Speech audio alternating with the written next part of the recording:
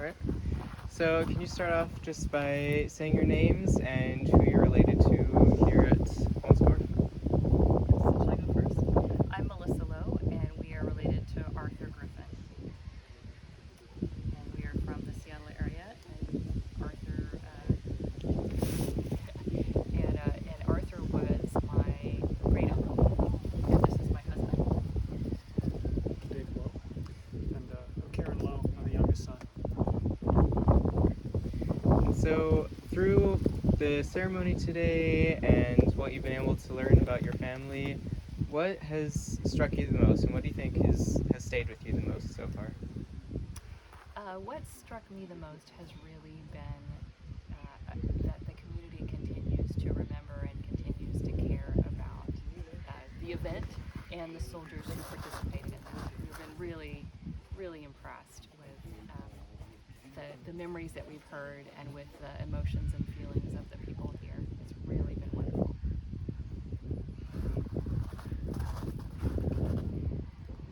I think I'm humbled by the opportunity to have this display. 78 years after something like this, and to have this moment is, and to think that another generation would carry on the memories, and they're young people that are putting this together. It's not the generation that participated or that was an immediate benefactor, but it's the generation after them that heard the stories and is continuing to not let this be forgotten. I would say, well, it's difficult when it feels as though they will said what you want to say, but I would say that it's very real here in a way that it doesn't necessarily end up being in the States. To a great degree, when you're in the States, it's ancient history. How many World War II veterans do we actually have that come and talk to kids, or that kids come and talk to these days? It's more history and what happened back then than it is a living moment. I think this is the first time I've seen real vintage uniforms in person, outside of a museum, right? It's wild. It's really real here. I really appreciate that. I appreciate that the people here really care about it, and they really spend a lot of time, effort, and emotional work, I suppose, kind of reliving it, bringing it back up, making sure it isn't forgotten. I think that's really significant. I kind of wish we did that more. Definitely. It inspires you to go home and figure out how you can bring those memories alive in the United States as well. And can you explain a little bit about, for the soldier you're related to here, just what do you know about his story? What was his role here? How, just explain that story as much as you can. So what we know is that he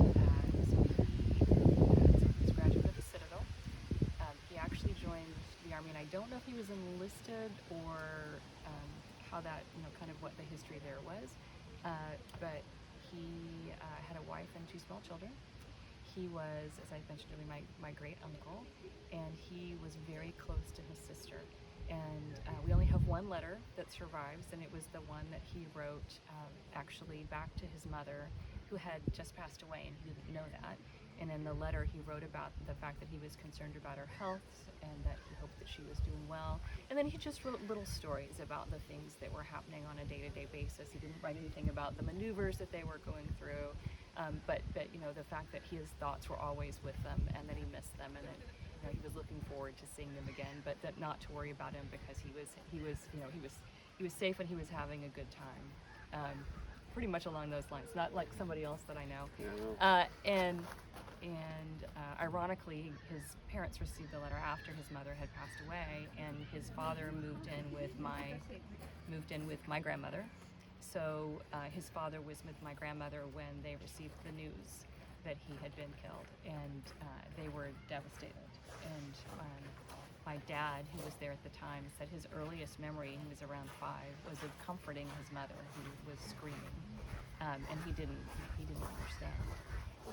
And he said people treated his grandfather like glass. Everybody was, he was very, very fragile after that, and he passed away not too long after that. So my grandmother really lost all of her family kind of within that time frame. And I don't, in some ways it impacted her for the rest of her life. And so there was some funny stories, there was positivity that they brought, but she, was, I think, maybe not the same person after that, based off of what I heard. But she did name her next child that was born about a year and a half after that, after him. And then I actually named my son after both Arthur and his grandfather Arthur, who fought in World War II as well. So, what was his rank here? Do you know his rank? Was he? He was a colonel. He was a colonel. He was. He was a Captain captain. Captain Arthur, son. I'm the nickname. worst when it comes to rank, Griffin. so Yeah. of any sort, whether it's army or work. So Oh, that's okay. Just wondering what kind of, was he private? Okay, so he was a captain. So he had a lot of responsibility for his men. he did. As a matter of fact, okay, and so if you have a message that you'd like to give to the young people today, like Ben, what is the message you would give to the young people today? Just people back home. Yeah, people back home.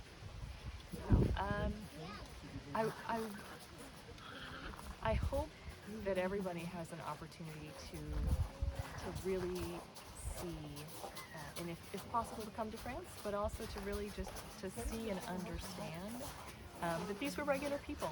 These were people who loved football. My grandpa loved football. People who played football, who loved football, who had normal lives, who chose with what I feel like is an incredible amount of dedication to do very brave things, and some lost their lives and some came home. But regardless, they all did the work, and they all brought their passion and their heart to taking care of other people, and that would be something I would hope that we will all continue to do. And for the American Legion and our veterans, what kind of message would you give to them? First off, for the veterans, thank you for your service. I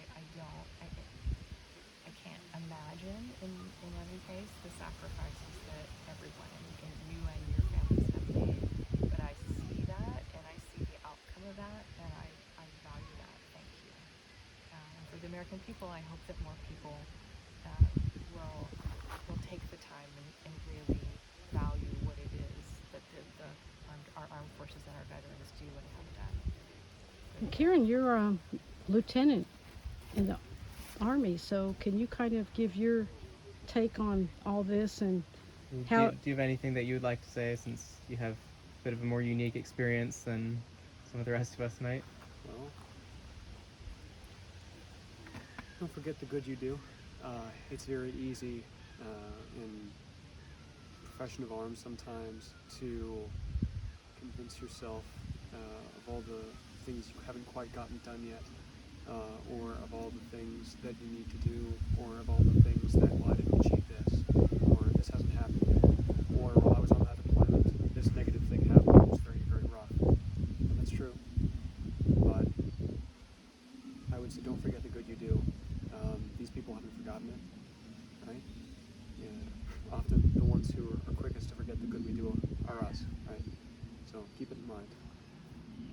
When you talk about the good you do, you're talking about the values that you represent as far as military and your oath to the American Constitution? The values you represent, and the values and principles and all that stuff is really critical, of course.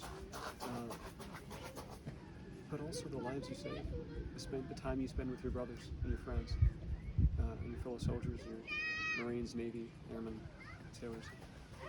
All that time you spend with your brothers is really important, and your sisters. And you do a lot of good just by being around sometimes. It's important not to forget that. That sense of community. Yeah. And do you have anything that you'd like to add, either about your experiences here or that you'd just like to share? I'm always amazed at the selflessness, the sacrifice that's been made for freedom, and not only for our country, but for countries that we've partnered with, allied with, and fought for. And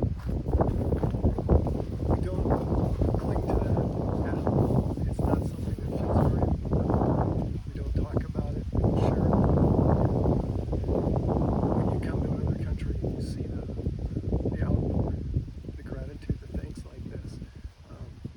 wish that I could give that to all of the servicemen and women that have fought over the years and represented the country, but also the principles that we represent as Americans. Do you think we have a duty today to make what happened matter, to make their lives matter? And how can we do that as Americans?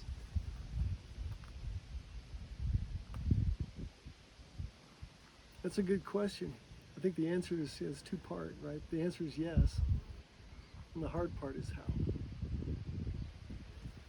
And I think telling the story. What's that? I said voting. But I think telling the story, making sure that people understand the depth and the complexity, the nuance of what we do and why, is something that's glossed over. We've fallen into sound bites and quick emotions, and these are complex things, and they cost lives. And, we need to invest in that comprehension and sharing that message. Investing in your government, and in the community that you live in. To make their legacy count for something Yep. that they fought and sacrificed for. Well, thanks so much for your time, and